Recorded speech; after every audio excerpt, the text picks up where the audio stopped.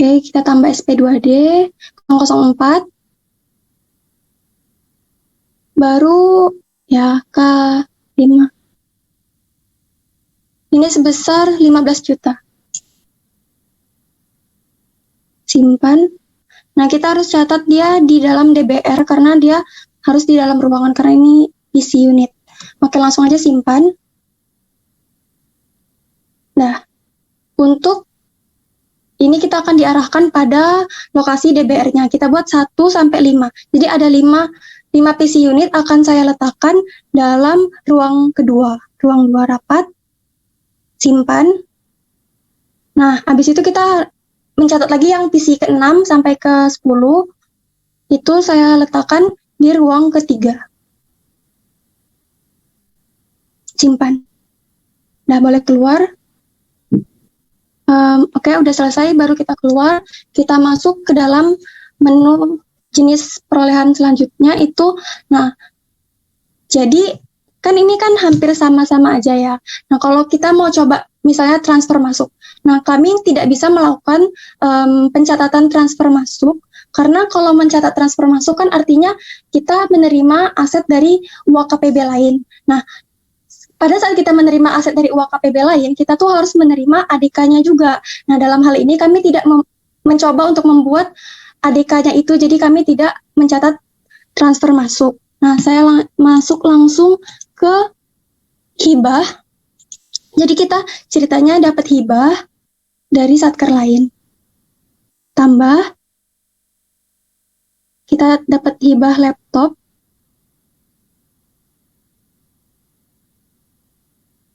Kita dapat hibah laptop sebanyak 5, NUP otomatis, tanggal perolehan 1/1/2020, nilai persatuannya sebesar 5 juta. Nah, karena ini kan hibah, jadi kan kita nggak perlu mengeluarkan uang, jadi kita tidak perlu mengeluarkan SP2D dan tidak perlu mencatatnya. Baru ini tercatat dalam DBR. Daftar barang ruangan, BAST-nya harus nggak ya? Coba simpan aja, bisa nggak? Oh, bisa. Oke, kita taruh 1 sampai 5 pada ruangan keempat. Simpan. Keluar. Oke, udah dicatat kan hibahnya. Jadi total aset kita tuh ada yang dari saldo awal, dari pembelian, dan ada dari hibah masuk. Nah, selanjutnya saya akan masuk ke menu yang transfer. Akan masuk dalam submenu perubahan. Nah, sebelumnya saya akan menjelaskan dulu jenis-jenis perubahan yang ada pada BMN. Nah, perubahan yang ada pada BMN itu pertama ada pengurangan. Ini untuk transaksi pengurangan kuantitas BMN. Baru yang kedua ada pengembangan. Ini untuk apabila ada pemindah bukuan dari barang extra countable ke barang intra countable, atau ada perubahan nilai satuan dalam BI intra countable. Nah, baru yang ketiga itu ada perubahan kondisi. Ini contohnya itu kayak saya buat dari yang tadi kondisinya baik jadi rusak ringan. Baru ada koreksi perubahan nilai, itu untuk mencatat koreksi perubahan nilai atau ekuitas yang telah dicatat sebelumnya. Baru selanjutnya ada penerimaan aset dari pengembangan aset renovasi, itu untuk mencatat aset yang renovasinya sudah di BAST-kan. Nah, kalau yang pertama itu kan ada pengurangan. Pengurangan itu katanya untuk pengurangan kuantitas BMN. Tapi saya udah coba beberapa kali dan pengurangan itu selalu gagal, nggak tahu kenapa gagal. Jadi saya akan coba mencatat yang lain. Seperti contohnya kita akan mencatat perubahan kondisi. Nah, kita di sini ubah kondisi sedan yang udah kita beli tadi kan ada 1, kita ubah kondisinya dari baik tadi akan menjadi rusak ringan. NUP-nya kita buat 1, tanggal perolehannya 1. Oke, udah otomatis. Tanggal pembukuannya kita buat 102. Kan 102. 0102. Oke. NUP-nya ya. Oke, dari kondisi asetnya kan tadi awalnya baik. Sekarang kita pencet yang rusak ringan. Nah, dasarnya itu kita buat aja 00001, bebas. Baru dasar koreksinya kita buat aja tanggal 1 bulan 2 2020. Nah, kita simpan. Bentar. Itu kondisi asetnya masih baik. Oke. Sedan NUP 11 itu otomatis. Ini 0102 2020 rusak ringan itu sembarang aja 001 0102 2020. Simpan. Nah, di sini udah berhasil disimpan. Baru selanjutnya kita akan mencoba jenis perubahan yang lain. Contohnya itu koreksi perubahan nilai atau kuantitas.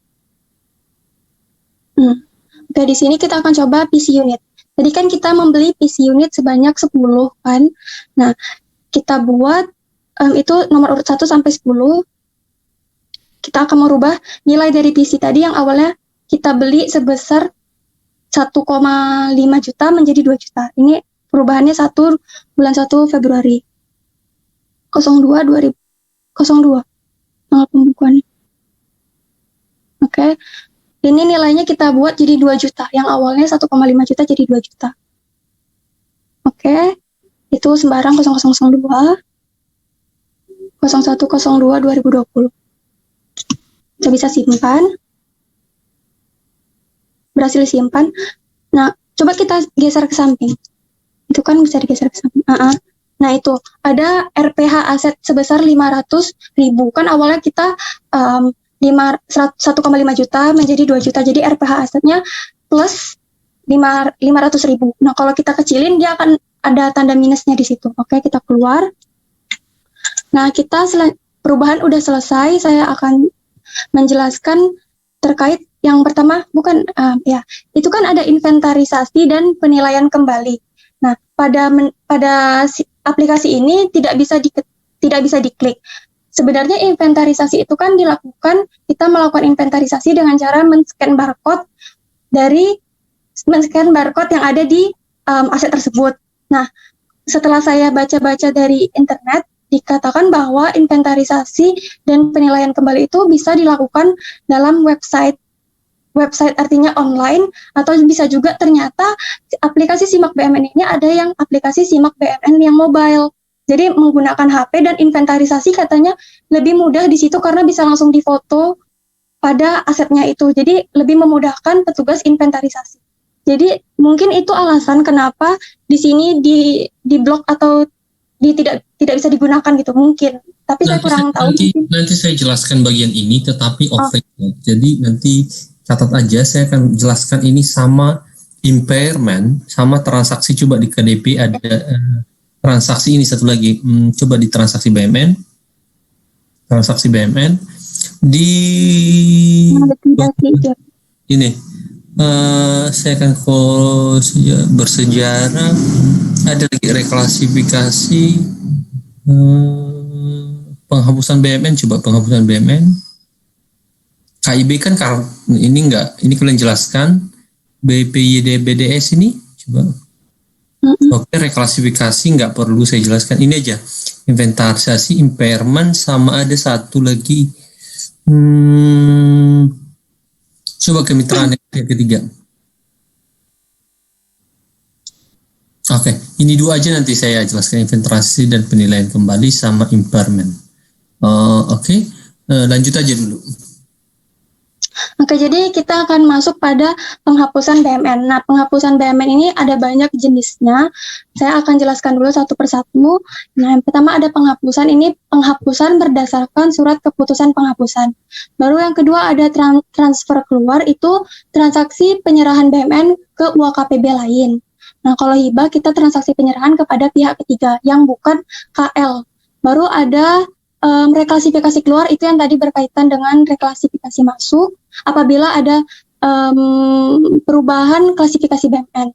Baru selanjutnya ada koreksi pencatatan, itu untuk mengubah catatan BMN yang sebelumnya telah dilaporkan. Baru yang terakhir itu ada transfer likuidasi. Nah, jadi kan mungkin transfer likuidasi ini digunakan ketika ada restrukturisasi lembaga, seperti kalau misalnya satker ini mau dihilangkan tapi diganti dengan satker yang lain. Jadi kita harus mentransfer likuidasi untuk mengeluarkan semua aset di sini, mengeluarkannya dari neraca dan memasukkannya ke satker yang baru.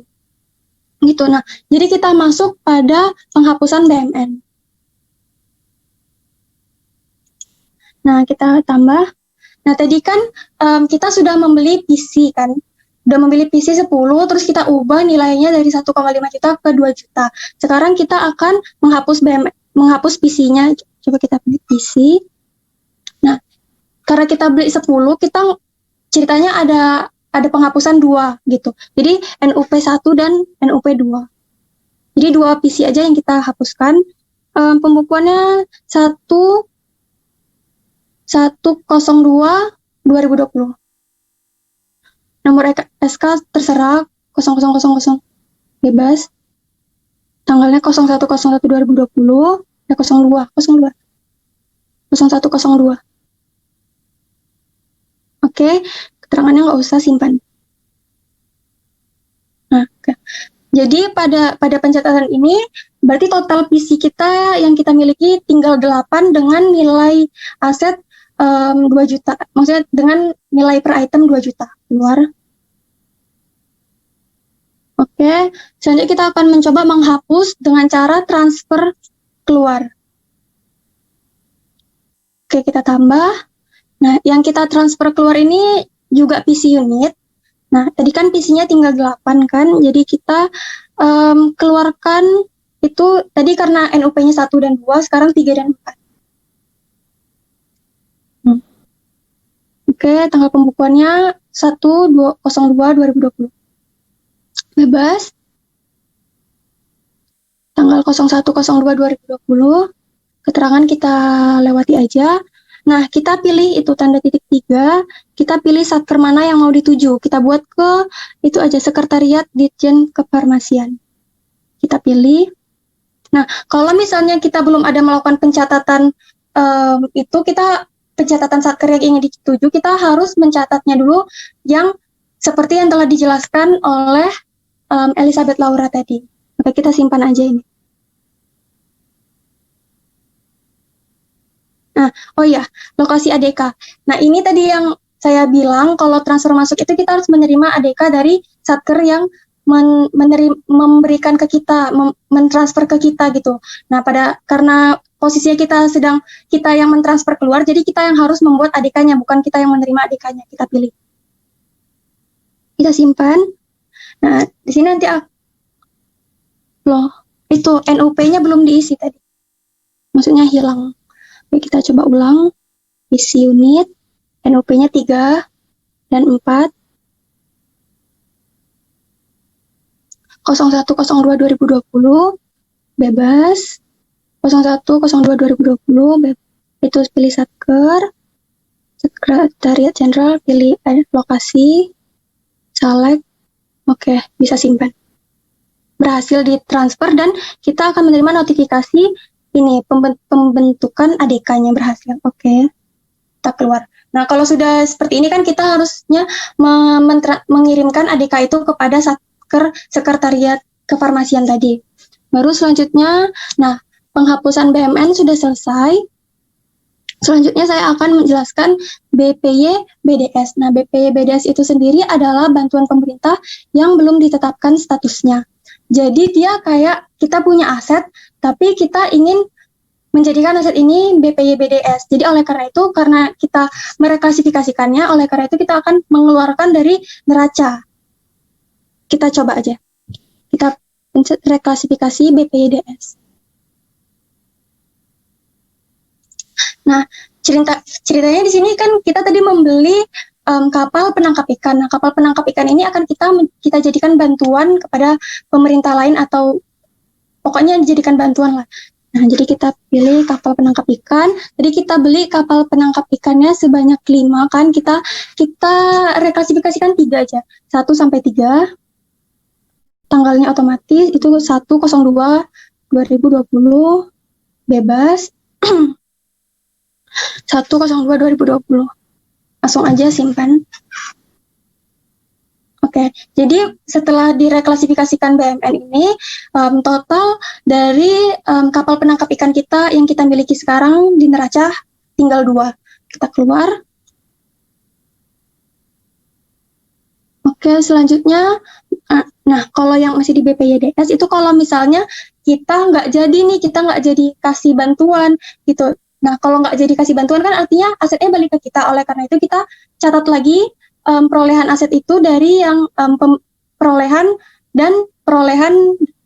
atas reklasifikasi BPYDS. Nah, tapi kalau jadi kita lakukan penghapusan pada BPYDS itu. Dalam hal ini kami langkahin aja. Masuk kalau ke ATR. Nah, kalau ATR ini kan dia kayak merenovasi aset lagi kan, merenovasi aset yang menambah masa manfaat. Nah, renovasi aset ini bisa dilakukan dengan dua macam tahap. Itu yang pertama ada KDP dan bisa juga yang langsung. Nah, kalau menggunakan KDP itu kita tidak perlu mencatat SP2D-nya karena sudah dicatat di transaksi KDP. Sementara kalau penyelesaian ATR ini secara langsung kita mencatat SP2D-nya. Nah, dalam hal ini kami langkahin saja, kami tidak akan mencatat transaksi dari ATR ini. Selanjutnya ada penghentian BMN dari penggunaan. Nah, kita pilih. Ini contoh, itu artinya kan BMN yang kita miliki sudah kita hentikan penggunaannya. Contohnya apa sih? Kan pada saat awal kita mencatat saldo awal tadi, kita mencatat mesin ketik. Nah, pada zaman sekarang ini kan kita sudah tidak menggunakan mesin ketik lagi. Apalagi kita sudah menerima hibah laptop tadi kan. Jadi, mesin ketiknya bisa kita hentikan penggunaannya. Mesin ketik.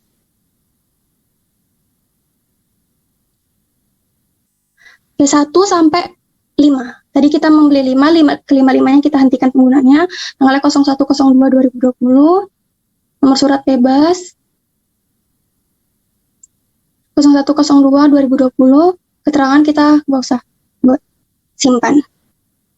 Data berhasil disimpan. Berarti dalam hal ini mesin ketik yang kita miliki mesin ketik yang kita miliki itu sudah tidak dipakai lagi. Tuh kuantitasnya dikurangin satu. Keluar. Nah, namun apabila kita masih ingin menggunakan mesin ketik yang tadi itu, kita bisa melakukan pencatatan pada penggunaan kembali BMN yang telah dihentikan. Tapi dalam hal ini kami menghentikan aja, nggak usah digunakan kembali. Lanjut ke usulan barang hilang. Nah, usulan barang hilang ini apabila ada barang yang hilang, jadi kita harus usulkan dulu ke pengelola. Kita pilih.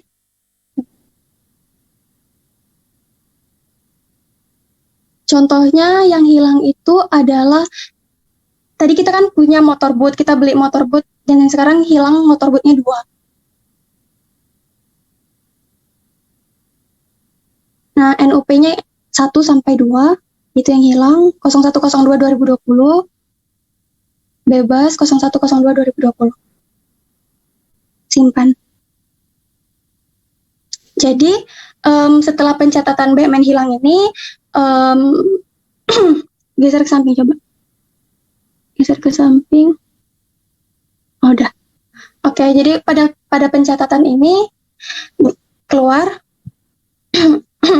Nah, di situ pada saat usulan, apabila usulannya itu disetujui, maka kita akan melakukan penghapusan daftar barang hilang yang sudah itu. Tapi anggapnya kita belum dikasih kepastian, jadi kita turun ke bawah lagi. Nah, untuk barang rusak berat ataupun barang hibah DKTP itu sistemnya, konsepnya sama aja dengan usulan barang hilang, jadi kami langkahin. Nah, baru selanjutnya ada kemitraan dengan pihak ketiga. Tadi kata Pak Santos ingin yang akan menjelaskan tentang kemitraan dengan pihak ketiga. Oke, kita lanjutkan. Nah, selanjutnya ada kartu identitas barang. Nah, KIB. KIB ini, pada menu ini sebenarnya kita bisa melakukan pencatatan KIB bagi aset yang kita beli tadi, tapi belum kita catat KIB-nya gitu. Nah, tapi kan tadi kan kita beli dan langsung kita catat KIB-nya. Jadi kita tidak perlu melakukan pencatatan kembali pada menu KIB ini. Tapi kita bisa melakukan perubahan KIB pada menu ini. Contohnya kita masukin KIB tanah. Nah, kita klik. Nah, di situ kan ada menu ubah kan.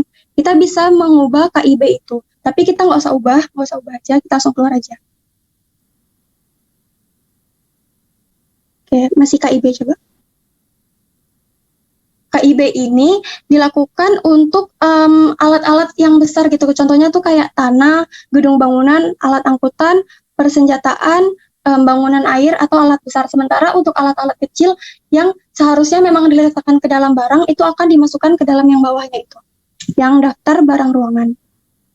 Daftar barang ruangan itu untuk mencatat aset-aset yang harus diletakkan dalam ruangan mana. Jadi biar asetnya itu terkoordinasi gitu, biar kita bisa melihat dalam ruangan ini ada aset apa aja gitu.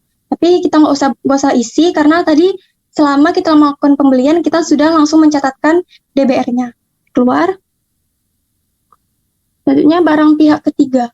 Nah, barang pihak ketiga ini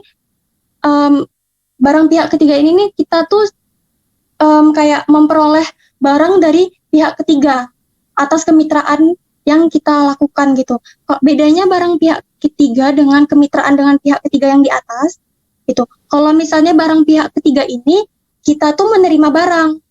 Sementara kalau kemitraan dengan pihak ketiga yang di atas, itu tuh kita yang menyerahkan BMN kita. Jadi kita melakukan reklasifikasi. Kalau yang barang pihak ketiga ini, kita mencatatkan perolehan barang pihak ketiga. Nanti bisa dihapuskan juga pada menu itu. Lalu selanjutnya ada update status BMN. Coba kita chat. Ini untuk status penggunaannya.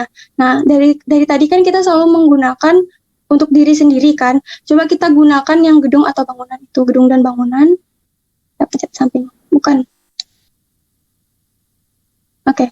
Nah, itu gedung bangunan tadi kan kita pilih. Kita ubah. Nah, situ kan awalnya untuk sendiri atau operasional. Baru kita ubah. Coba. Kita klik. Kita jadikan dimanfaatkan untuk sewa. Bisa. Klik. Baru disimpan. Keluar. Oke, baru yang terakhir itu ada impairment. Tadi kata Pak Santos juga, Pak Santos akan menjelaskan mengenai impairment. Cuman berdasarkan yang saya baca, impairment ini adalah apabila nilai aset yang tercatat itu melebihi nilai yang dipulihkan. Singkatnya itu merupakan penurunan nilai. Tapi udah selesai. Selanjutnya ya akan dijelaskan oleh Hafid kembali mengenai normalisasi dan penyusutan atau amortisasi.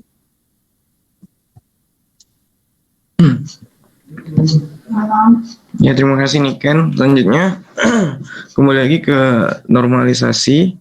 Nah, di menu ini tujuannya untuk menyajikan data BMN dengan nilai kuantitas yang wajar serta sesuai dengan dokumen sumber.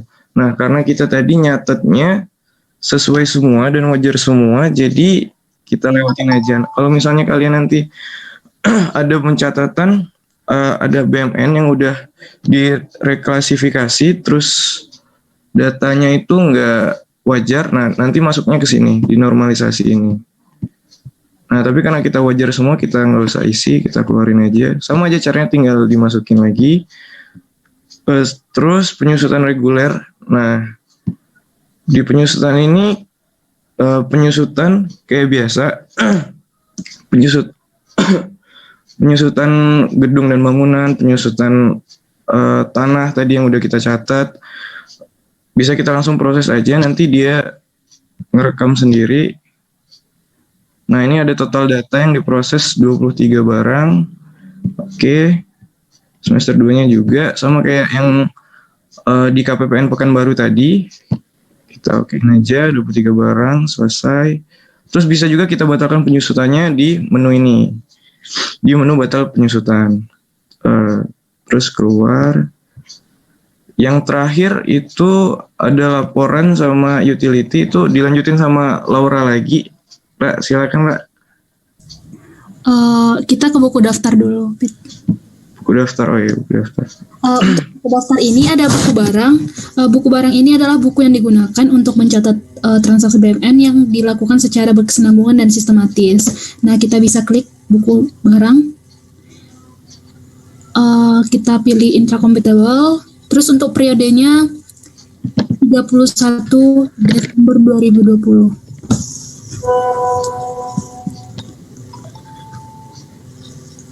Nah, di sini terdapat tanah dan bangunan kantor yang dicatat oleh Niken di saldo awal BMN. Jadi untuk buku barang ini untuk mencatat saldo awal pencatatan di transaksi BMN tadi, bukan perolehan maupun penghapusan lainnya.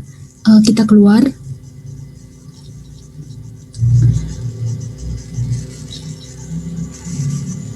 Selanjutnya buku daftar yang kedua adalah buku barang bersejarah. Tadi Niken tidak menginput buku barang bersejarah, tapi untuk buku barang bersejarah ini adalah barang bersejarah yang dibukukan dan dilaporkan dalam kuantitasnya dan tanpa nilai, karena nilai kultural, lingkungan, pendidikan, dan sejarahnya tidak perlu dilambangkan dengan nilai keuangan maupun nilai pasar. Kemudian lanjut kita keluar. Untuk buku daftar selanjutnya ada kartu identitas barang. Kita mencoba salah satu saja, yaitu KIB Tanah. Nah, kita masukkan terus kita langsung cetak. Nah, ini merupakan kartu identitas barang dari Tanah Persil yang di input sebelumnya. Oke, kita keluar. Untuk buku daftar selanjutnya ada catatan mutasi perubahan. Untuk catatan mutasi perubahan ini akan mencatat perubahan-perubahan yang terjadi pada setiap BMN, khususnya perubahan kuantitas dan nilai, dan dicatat dalam catatan mutasi perubahan. Kita coba yang alat angkutan bermotor. Tadi kita cetak aja langsung.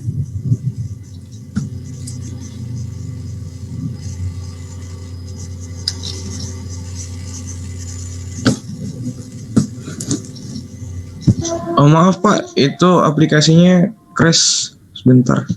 Ya, di ini aja di hostnya masih di ini, masih di. Iya, masih di saya Pak. Oh, masuk ulang itu crash string. Saya nggak tahu kenapa ya. Apakah Zoom dengan itunya nggak nyambung ya?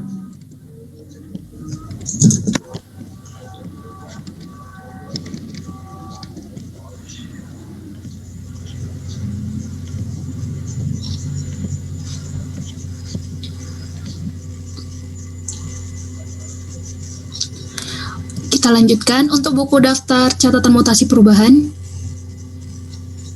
Kita masukkan alat angkutan bermotor sesuai yang kita lakukan perubahan tadi. Kita cetak. Ini merupakan catatan mutasi perubahannya. Kita keluar.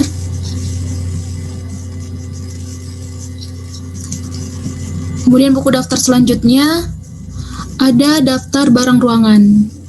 Di sini akan tidak perlu dicetak, tetapi terdapat uraian barang dan kode ruangan yang diletakkannya di ruangan mana saja. Kita keluar. Kemudian ada buku daftar lainnya. Kita tidak menginput daftar barang lainnya, sehingga kita bisa langsung keluar. Untuk buku daftar selanjutnya ada lokasi BMM dalam DBR dan DBL-nya. Sama seperti lokasi BMN pada DBR di submenu sebelumnya. Kita tidak perlu cetak dan DBL-nya tidak ada karena kita tidak menginput barang yang diletakkan di DBL. Kita langsung keluar. Buku daftar selanjutnya ada kartu KDP. Kita bisa langsung cetak. Namanya untuk periodenya kita ubah akhir tahun. Periode berjalan. Hafid Redo. Oke, kita NIP-nya pakai NPM saja. Kita cetak.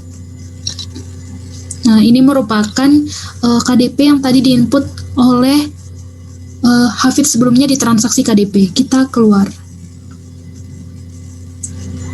Untuk buku daftar selanjutnya ada daftar transaksi BMN. Coba diklik. Oke, kita bisa memilih jenis transaksi. Misalnya kita melihat daftar pembelian yang kita lakukan sebelumnya. Untuk tanggalnya kita ubah jadi 01/01/2020, 31 Desember 2020. Oke, kita proses. Nah, ini merupakan pembelian yang dilakukan oleh Niken tadi di transaksi BMN. Kita keluar.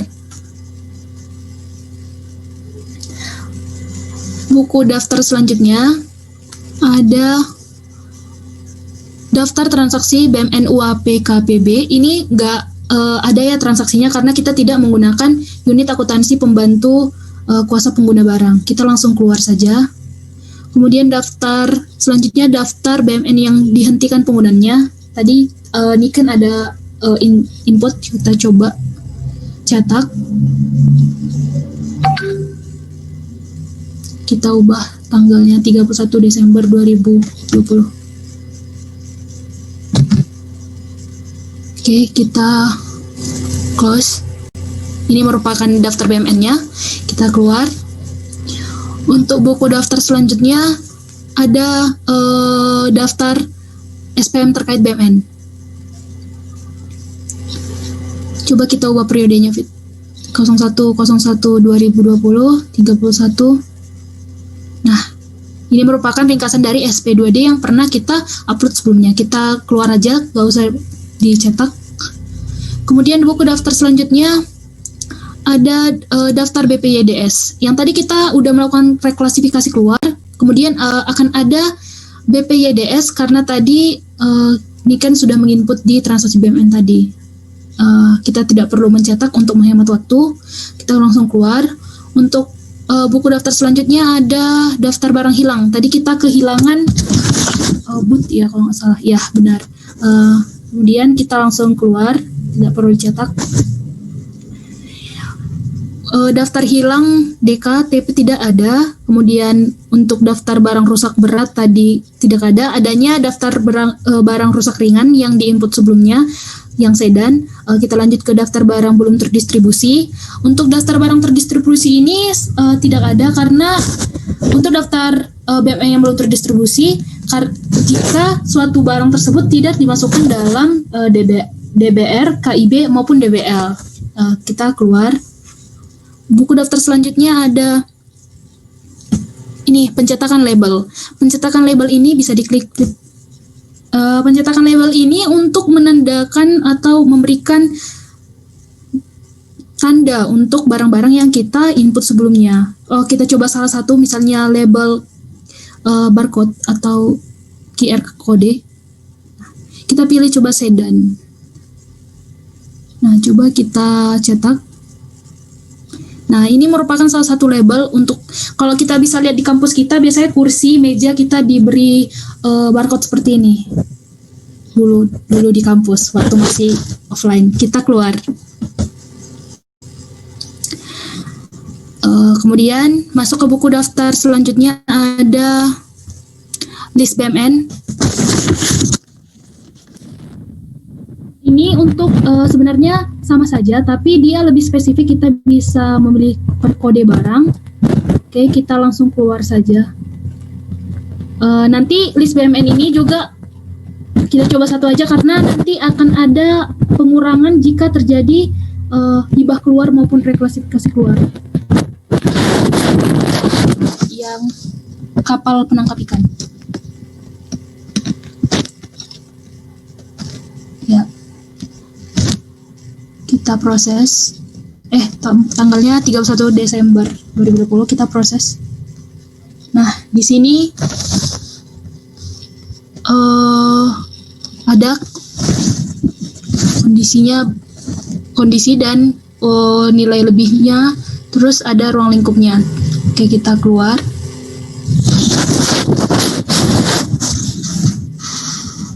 Kemudian kita masuk ke buku daftar selanjutnya adalah history BMN. History BMN ini untuk sama saja mencatat pembelian maupun transfer per golongan. Kita langsung keluar aja. Kemudian buku daftar selanjutnya ada daftar status BMN. Daftar status BMN ini sama seperti yang tadi transaksi BBM, untuk digunakan sendiri, untuk melihat daftar yang kita manfaatkan dan lain-lain. Kita langsung keluar saja. Buku daftar selanjutnya ada daftar barang pihak ketiga. Kita tadi tidak input ya, jadi nggak ada. Kita langsung keluar. Buku daftar selanjutnya ada daftar BMN sampai tahun yang lalu. Ini juga tidak ada. Tidak perlu diklik. Dan daftar BMN hasil investasi penilaian juga tidak ada. Nanti akan dijelaskan juga dengan Bapak Santos untuk inventaris dan penilaian. Kita langsung ke laporan. Di menu laporan ini sebenarnya yang lebih diutamakan yaitu di laporan posisi BMN di neraca. Untuk laporan barang kuasa pengguna itu merupakan sarana untuk melaporkan posisi. Laura, saya nggak perlu dijelasin nih terlalu luas karena ini kan sebenarnya tinggal cetak-cetak aja ya. Lihat dampak transaksi terhadap ini, kontrolnya hanya melihat dampak transaksi terhadap laporan. Yang paling penting coba di bawah adalah laporan kondisi barang sama laporan posisi BMN di neraca. Coba klik itu. Laporan kondisi barang. Oke, bikin per semester atau per 31 Desember 2020. Ini kan hanya akan melihat, kalian lihat nih kondisi barangnya. Apakah semuanya baik? Oh, ternyata baru dicek. Physical checknya kalian bandingin. Apakah ini baik? Apakah ini rusak ringan tidak dipakai lagi? Apakah rusak berat? Kalau dia rusak berat, berarti dia menunggu satu, perbaikan maintenance yang dikapitalisasi atau dilelang. Tapi kalau meja-meja biasanya rusak ringan itu langsung masuk gudang dan akan dilelang karena secara ekonomi akan lebih mahal memperbaiki kayak meja-meja kerja daripada langsung dilelang. Oke? Nah, ini yang harus diperhatikan. Kalau untuk neraca, coba klik. Nanti coba ini dipastikan di tanggal tahunan aja bikin indeks. Pastikan di neraca yang dikeluarkan oleh Saiba, ini Saiba ya, bahwa total adalah 2,9 M ada di aset. Yang kemudian kalian perhatikan di sini adalah gedung bangunan dikurang akumulasi penyusutan gedung dan bangunan itu harus nilai positif. Nah, konstruksi dalam pengerjaan itu dikurang, dilihat apakah ini masih akan dijalankan di tahun depan. Kalau ini per 31 Desember. Okay. Kemudian operasional pemerintah, akumulasi penyusutan peralatan mesin ditambah peralatan mesin atau peralatan mesin 132111 dikurang atau dikurang di sini karena minus ya, ditambah 137111 itu juga tetap harus positif. Adakah kalau dijumlahkan di situ yang negatif? Kalau ada, berarti itu ada yang salah. That's the key-nya. Itu aja yang ada di laporan. Kalau di laporan biasanya hanya ngetik-ngetik, hanya ini ngeprint. Terus nanti pas ujian, cara ngeprintnya adalah coba klik printer, printer, convert ke PDF. Itu. Jadi itu nanti hasilnya. Just in case kalian tidak cepat ini, biar dia ringan filenya, size-nya, ini yang harus dilakukan. Tapi kecuali memang tidak sempat, print screen, klik print screen, pindahin ke Word, nanti save as PDF. Oke? Cancel. Oke. Ada yang mau ditanya di sini? Selanjutnya bisa Laura lanjutkan sama teman-teman.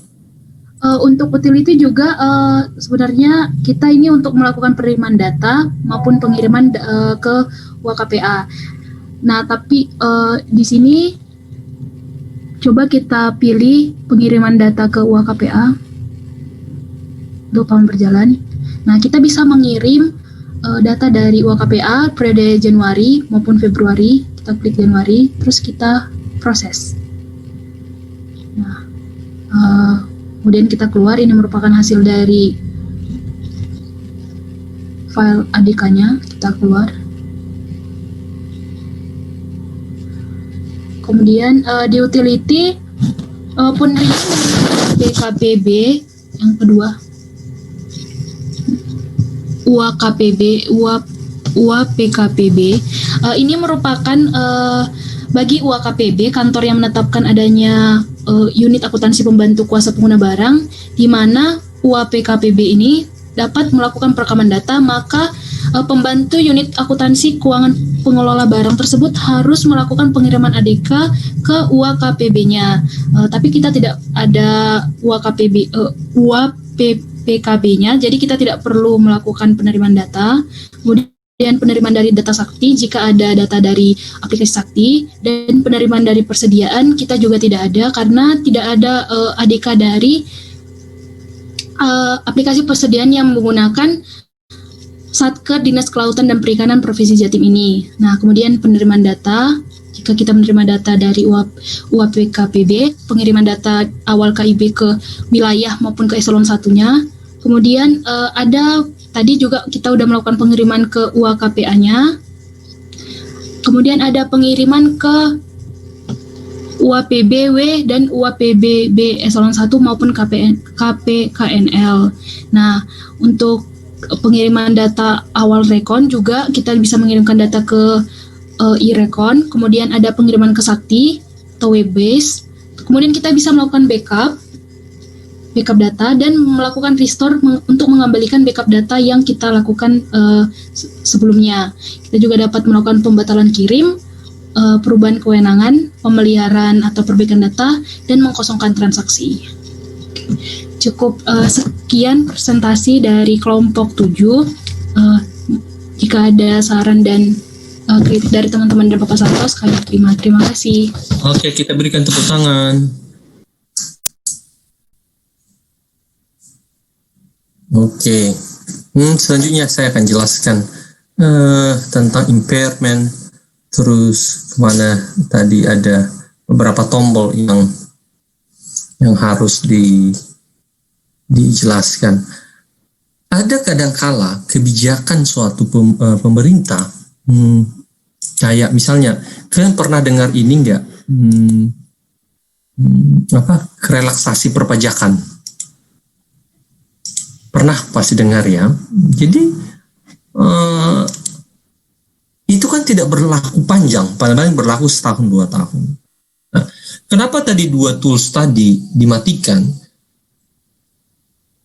Yang saya lihat di peraturan sebelumnya, ada kondisi di mana Kementerian Keuangan mengatakan proses inventarisasi dan penilaian kembali atas barang-barang yang sudah sebelumnya dianggap sudah offset atau tidak dihilangkan, itu hanya berlaku setahun 2 tahun. Gitu. Jadi setelah masa periode itu selesai, maka tombol itu juga dihentikan. Sama dengan impairment juga timbul karena ada suatu overstate yang berlebihan atau penyajian pengukuran nilai suatu aset tetap di atas standar. Standar artinya standar dibandingkan dengan market.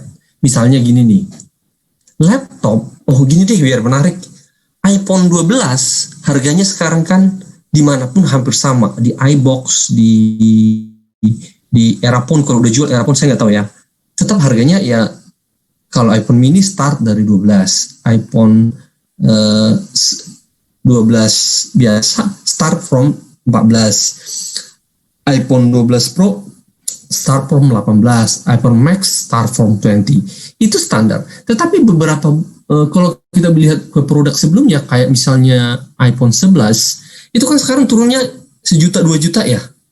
Nah, itu ketika di state masih di harga yang lama, dikurang penyusutan, masih di atas harga pasar, itu impairment itu tidak boleh terlalu jauh sebenarnya dari harga market. Kenapa demikian? iPhone atau smartphone lainnya seperti Samsung itu juga dilaporkan dalam SIMAK BMN atau secara pribadi dilaporkan juga dalam SPT. Ini yang tidak boleh overstate. Jadi program itu juga tidak berlaku sepanjang tahun, tetapi hanya berlaku pada ketika neraca dianggap untuk aset itu sudah terlalu overstate dibanding sewajarnya. Contoh, kalau beda ya impairment dengan revaluasi. Revaluasi bisa revaluasi negatif sama positif. Oke, revaluasi saya jelasin dikit ya. Revaluasi, itu dilakukan oleh teman-teman KPKNL. Ya. Kalau tanah biasanya ada umumnya tanah ya, itu pasti revaluasinya itu revaluasi positif. Artinya di pembukuan itu 100 juta, maka setelah revaluasi biasanya naik di atas 100 juta menjadi 120 juta, 150 juta. Tapi kalau barang dan mesin itu biasanya karena barang-barang mesin ya, itu cepat banget ini. Apa namanya? Cepat banget berubah. Kayak misalnya handphone. sebentar udah iPhone segini, sebentar sebesar ini, sebentar ya. Akhirnya nilai yang sebelumnya itu otomatis drastis banget jatuh. Sehingga metode penyusutan yang digunakan selama ini, misalnya garis lurus straight line method digunakan, itu tidak relevan untuk menggambarkan nilai relevan, nilai buku suatu aset tetap. Bahkan walaupun digunakan di pemerintahan sum of years digit method, artinya berkurang lebih besar di awal, seperti itu kadang-kadang juga kalau untuk peralatan dan mesin itu juga tidak bisa menggambarkan nilai market sesungguhnya. Contoh, di zaman kalian, umur kalian kan ini 17 sampai 20 ya rata-rata kan. Pasti di range itu ya, belum, nggak bisa mungkin ada sekarang ada 24, nggak ada ya di kalian. Pasti ada di sekitar, paling hebat di 21 sekarang. Iya bukannya, Iqbal ya, 18 sampai 21 segitu seperti itu. Di zaman kalian pasti nggak pernah melihat lagi namanya mobil kijang apa ya, di awal-awal ya keluarnya, kijang kapsul. Sekarang masih ada. Dulu di pemerintahan hampir semua instansi itu beli kijang kapsul. Dulu mungkin harganya sekian ratus juta, tapi sekarang orang belinya di sekitar 60-70 juta juga. Ngapain saya beli itu mobil seperti itu? Dibandingkan ke market, itu tidak relevan lagi ketika disusutkan pakai sum of year digit method atau straight line method, garis lurus. Nilai akhirnya, nilai bukunya sudah enggak. So that's why revaluasi kebanyakan untuk peralatan mesin itu cenderung revaluasi negatif, artinya berkurang dari nilai yang ada di buku. Ini yang menjadi penyebab beberapa tombol daripada dalam suatu aplikasi itu dihentikan. Saya cerita sedikit ya, coba kalian dengar. Aset tetap itu sangat digencarkan untuk direvaluasi. Hubungannya aset dengan hutang apa sih gitu loh. Indonesia menciptakan hutang, pemerintah Indonesia mengeluarkan surat hutang, itu ada beberapa instrumen hutang yang backup security-nya atau yang dijaminkan itu adalah aset. Ketika nilai aset tetap itu bertambah, maka nilai hutang yang bisa ditimbulkan, di-create, itu masih lebih besar. Di zaman COVID saat ini, disadari PNS adalah pekerjaan paling enak, tidak terganggu penghasilan. Di swasta, kalau nggak jangankan di swasta, di BUMN itu beberapa terjadi pengurangan pegawai. Hutang itu bukan untuk, sometimes in many periods itu bukan untuk consumption, tetapi pada zaman sampai tahun 2000 sekian kita itu menggunakan hutang untuk consumption. Sampai dimulai start di zamannya sedikit ya, zamannya Bu Megawati, itu memang kita berjuang untuk keluar dari tekanan IMF. Di zaman Pak SBY sama Jokowi, sebelum COVID itu banyaknya hutang itu untuk create belanja modal. Tapi pada zaman COVID, kita itu pada posisi bertahan. Artinya bertahan dalam kondisi kita menciptakan utang untuk to cover up, untuk melindungi rakyat yang konsumsinya lemah. Jadi kalaupun ada BLT 600.000, saya tanya nih Fatian yang hidupin HV dulu ya, Fatia sama Iqbal, 600.000 untuk satu keluarga, apa cukup? Nggak cukup kan? Fatia aja saya pikir, Fatia nih 600.000 bertahannya sebulan ya, itu dapur ada, kamar udah enak, tapi lu bayar listrik, bayar beli sayur, beli ikan, nggak sanggup kurasa 600.000 kalian. Pusing kalian 600.000. Nah itu yang menjadi harus di cover up oleh pemerintah. Jadi memang di 2 tahun ini 2021 banyak kebijakan-kebijakan pemerintah, khususnya Bu Menteri Keuangan, yang mengharapkan APBN bisa jadi tulang untuk jangan sampai APBN menjadi tulang supaya tidak ada namanya stuck ekonomi. Ekonomi tidak bisa berputar. Itu kenapa aset sangat penting menjadi jaminan suatu pengeluaran surat utang. That's the idealnya. Saya pikir itu dulu sampai saat ini. Thank you banget sudah merepresentasikan tadi. Tapi tugas berikutnya itu agar dikawal ya Fatia dan Iqbal, tolong dikawal, persediaan ditransfer ke SIMAK BMN. Kemudian SIMAK BMN nanti yang user KPPN ya, yang tadi kan Dinas Perikanan Kelautan ya, di switch ke KPPN lagi, SIMAK BMN-nya, nanti transfer ke Saiba. Oke. Hanya satu kali lagi pertemuan kita hanya Saiba. Last pertemuan kita melihat tugas-tugas kalian. Nanti langsung nilai, langsung transparan, langsung Fatia beberkan siapa. Kita lihat videonya, kita cek one by one. Terus juga siapa yang jumlah paling aktif dalam menjawab itu pasti get marks yang 40% itu paling excellent. Fatia pasti dapat nilai plus karena ini. Itu yang harus dipedomani. Kemudian di hari terakhir itu paling kita bermaaf-maafan, review setelah saya iba. Mungkin saya nggak mengajar lagi tahun depan. Saya mungkin pindah ke universitas yang lebih dekat yang bisa saya cover. Kesetan jauh banget Jakarta, itu jauh banget. Saya berharap juga selesai dan mungkin saya akan kembali ke jurusan saya, ke Finance and Law.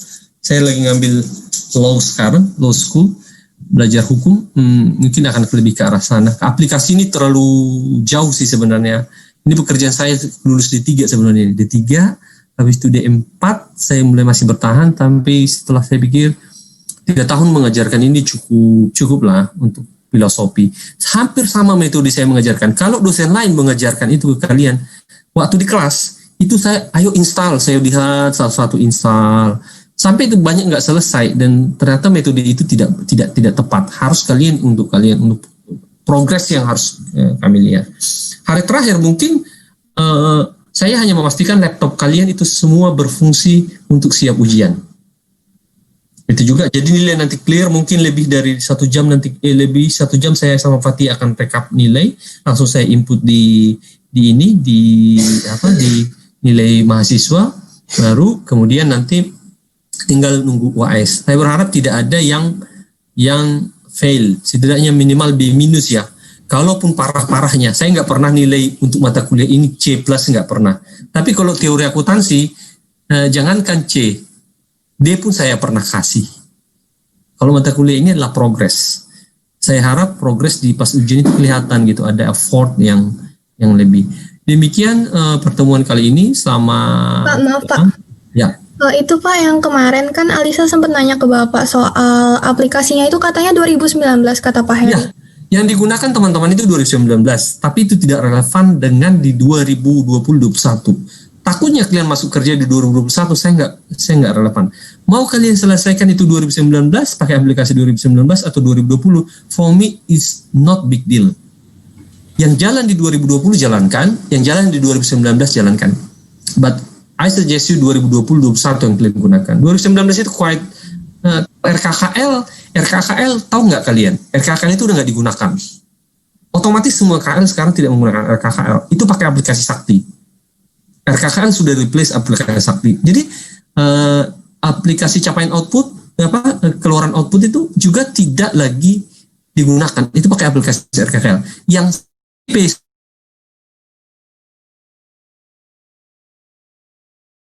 relevan. Saya nggak mengatakan karena saya ada bekerja untuk ini, biasanya untuk nge-file satker. Ya sekarang ini isunya adalah capaian output harus di-input di SAS. Itu kan belum kemarin kalian kuajarin ya, bagaimana cara menginput output di SAS. Iya kan? Belum saya ajarkan. Nah, itu memang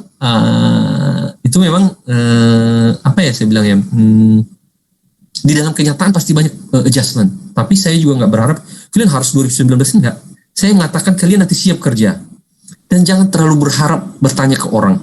Kalian akan disebar ke kementerian lembaga dan berharap saya setengah dari kalian masuk Kementerian Keuangan, bantu kami di KPPN. Yang kalian setengah keluar itu, kan ternyata ada setengah tahun lalu, yang lulusan tahun lalu kan ternyata masuk setengah 500 sekian ke KPPN. I hope so. Kalian juga dapat chance itu. Siapa tahu nanti saya jadi ini kan yang disuruh milih, saya pilih-pilih gitu. Siapa tahu. Berasa gitu kan. Nah, saya berharap kalian juga di kementerian lembaga itu bantu gitu. Banyak